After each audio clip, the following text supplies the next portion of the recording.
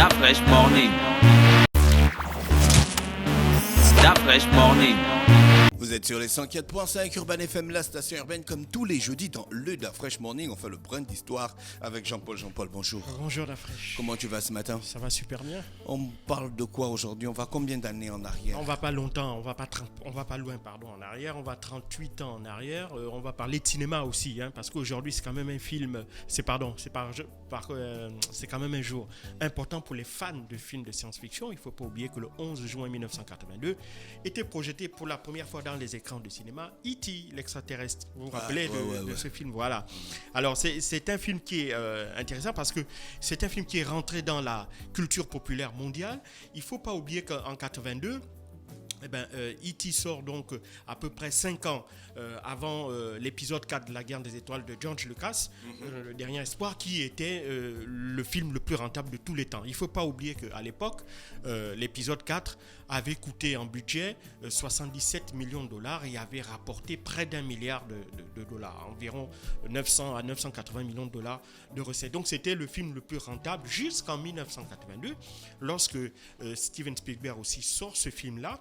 Bon, pour faire simple, c'est l'histoire d'un extraterrestre qui est arrivé par hasard sur Terre, et en fait qui est arrivé accidentellement et qui a abandonné des siens. Et donc il est recueilli par deux jeunes enfants qui vont pendant un moment essayer de le protéger, aussi bien de leurs parents que du gouvernement américain qui veut s'emparer de cet extraterrestre-là pour essayer de savoir d'où il vient et s'emparer de la technologie qu'il a emportée. Donc tout ça, donc c'est un film intergénérationnel, c'est aussi bien pour des enfants que pour des adultes. Et donc rapidement, ce film-là va connaître un succès fulgurant. Et donc, comme 5 ans auparavant, l'épisode 4, La guerre des étoiles, c'est un film également qui va être extrêmement rentable. Il va rapidement détrôner le succès qui était détenu par La guerre des étoiles pour devenir pendant près de 11 ans, puisque jusqu'en 1993, le premier film qui va dépasser E.T. l'extraterrestre en termes de rentabilité et en termes de recettes au box-office, ce sera un autre film toujours réalisé par Steven Spielberg, c'était Jurassic Park. Et donc, c'est un film aussi, quand je disais qu'il est rentré dans la culture populaire, parce que c'est un film aujourd'hui que tous les gens de la génération des années 70, qui sont nés dans les années 70 et qui ont grandi dans les années 80, connaissent très bien. C'est un film que l'on a vu et revu. C'est un film aussi que l'on retrouve par ricochet dans certaines séries, puisqu'on fait des références régulières. Il y a des films, il y a des séries télé qui font comme ça des petits crochets à E.T. l'extraterrestre. Et puis, évidemment, E.T. aussi, c'est le film qui va définitivement asseoir dans le conscient populaire la science-fiction. Parce qu'il ne faut pas oublier que les premiers films de science-fiction datent des années 50, et il faut savoir qu'au départ, on avait des scénarios qui étaient souvent pas assez bien élaborés. On avait surtout aussi, en matière de visuel, les effets spéciaux, c'était pas vraiment ça. Et donc, il va falloir attendre la fin des années 70 avec l'épisode 4 de la guerre des étoiles pour voir George Lucas essayer de présenter pour la première fois un film de science-fiction dont l'histoire et dont évidemment les effets spéciaux, donc dont la réalisation tiennent quelque chose d'assez intéressant et de captivant même. Et donc c'est George Lucas qui va véritablement montrer que grâce à la science-fiction, on peut faire des films extrêmement rentables. Et lorsque vous voyez aujourd'hui les films les plus rentables de l'histoire du cinéma, ce sont quoi? Ce sont des films de science-fiction en général. Parce que, évidemment, il y a derrière, en arrière-plan, tout le rêve, toutes les questions que les gens se posent. Est-ce qu'il y a une vie en dehors de notre système solaire? Est-ce qu'il y a des autres planètes dans lesquelles il y a aussi des gens comme nous, différents de nous? Et donc, c'est cette espèce d'images qui viennent comme ça, sur lesquelles les réalisateurs et les producteurs jouent pour justement attirer les spectateurs dans ce type de cinéma-là. Et puis, ce qui est aussi assez intéressant, c'est que Spielberg et George Lucas sont des amis depuis le banc de l'université.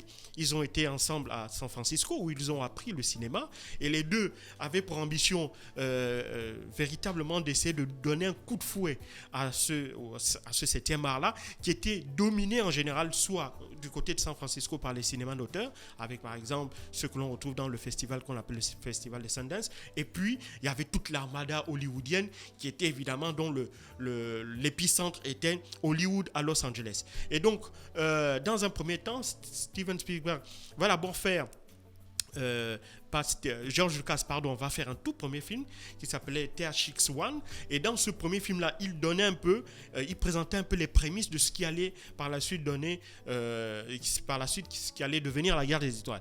Et donc lorsqu'il va montrer ça à son compère Steven Spielberg, il va lui montrer ça un peu en avant-première entre frangins qui sont tous deux passionnés de cinéma, et c'est là, à partir de ce moment-là, qu'il va aussi avoir un déclic dans la tête de Steven Spielberg, et lui aussi va se dire pourquoi pas réaliser ce genre de film-là, un genre de film de science-fiction. Alors, il va d'abord faire Rencontre de troisième type, qui va connaître aussi un très bon succès. Ces Rencontres de troisième type et la série Les Dents de la Mer, le premier volet, qui vont lui permettre véritablement d'être reconnu par ses pairs et par le grand public comme étant un bon réalisateur. Mais c'est E.T.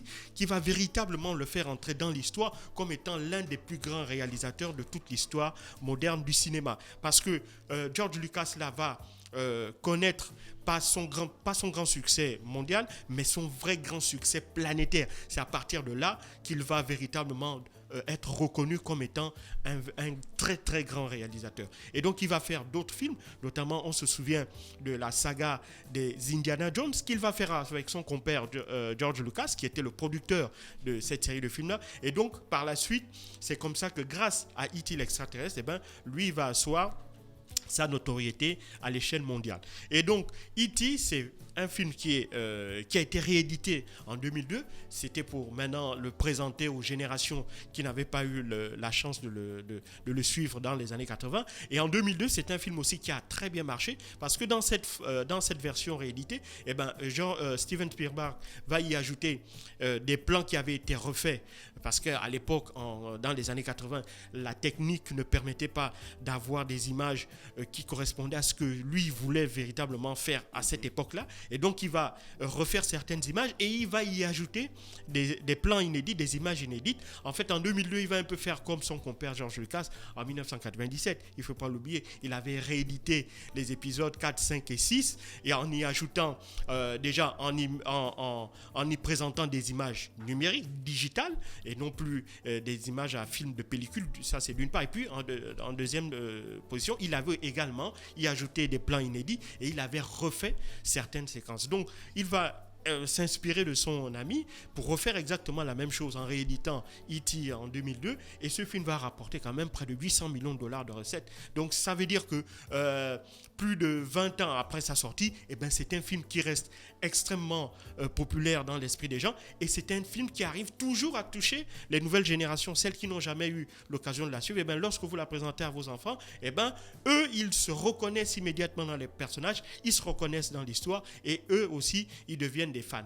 Donc c'est pour ceux qui n'ont pas suivi, ou qui n'avaient pas bien suivi, ou qui ont envie de le resuivre, que ce soit la version originale de 1982 ou celle rééditée de 2002, ils n'ont qu'à aller sur les plateformes de streaming. Vous pouvez très bien ou bien télécharger ce film-là sur certains sites internet, et donc vous pouvez revoir ce film. C'est un film extrêmement intéressant, et je pense qu'aujourd'hui ça fait un très bel anniversaire, 38 ans pour E.T. l'extraterrestre. Merci Jean-Paul, qui revenait donc sur des questions de cinéma ce matin dans le brin d'histoire. On est parti 38 ans en arrière. Restez connectés sur les 104.5 Urban FM, la station urbaine dans le Da Fresh Morning. On se retrouve juste derrière. Voici Como Tout est Yama, demandé par Sandrine Lalo, pour souhaiter un bon réveil matinal à la Rite du côté de Nombakele, à Donald du côté de l'aéroport et à l'Islandais Yax.